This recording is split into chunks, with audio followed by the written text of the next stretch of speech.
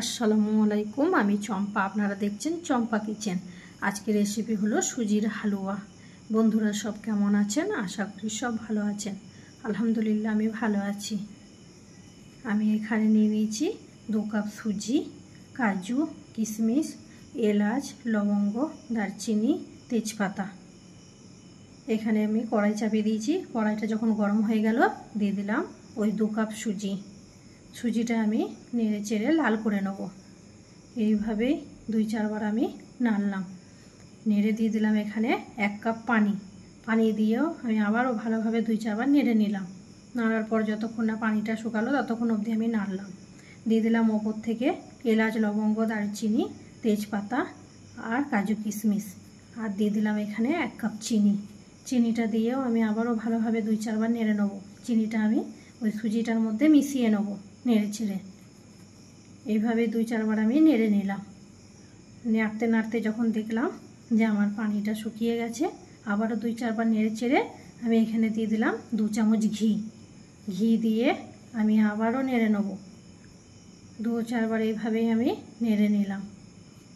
নাড়তে নাড়তে যতক্ষণ না এই পানিটা শুকাবে ততক্ষণ অবধি আমি নাড়ব। চিনিটাও আমি ভালোভাবে মিশিয়ে নিলাম। দেখুন বন্ধুরা, এইভাবেই আমি নেড়ে নিলাম। 2-4 বার এইভাবে নেড়ে চেড়ে পানিটা আমি শুকিয়ে দিলাম একদম।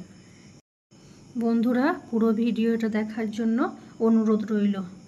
আমি এখানে নিয়ে নিলাম একটা থালার মধ্যে দিয়ে দিলাম অল্প একটু ঘিটা ভালো করে আমি ব্রাশ করে নেব বা হাতে করে মিশিয়ে নেব। নিয়ে ঢেলে দিলাম এখানে ওই সুজিটা। আস্তে আস্তে সুজিটা দিয়ে দিলাম আমি এখানে। সুজিটা দিয়ে হাতে করে আমি সেট করে নিলাম। আবারও একটা থালার মধ্যে আমি ওইভাবেই ঘিটা মাখিয়ে আমি দিয়ে দিলাম সুজিটা, কারণ ঘিটা মাখালে সুজিটা খুব সুন্দর উঠে যাবে বা বরফি কাটা ভালো হবে। এইভাবেই নেড়ে চেড়ে আমি এরকম করে বসিয়ে নেব হাতে করে।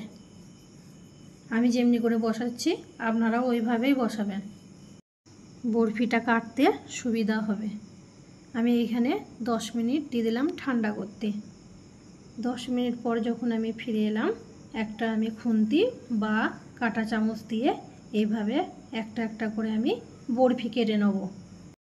আমার রেসিপি যদি ভালো লাগে তাহলে লাইক, কমেন্ট, শেয়ার করে দেবেন। আর নতুন বন্ধুরা যদি ইউটিউব থেকে দেখেন তাহলে আমার চ্যানেলটা সাবস্ক্রাইব করে দেবেন। আর যদি ফেসবুক থেকে দেখেন তাহলে পেজটা আমার ফলো করে দেবেন। আজকের রেসিপি ছিল সুজির হালুয়া। আমার রেসিপি কেমন লাগলো বন্ধুরা কমেন্টে জানাবেন। খুদা হাফেজ।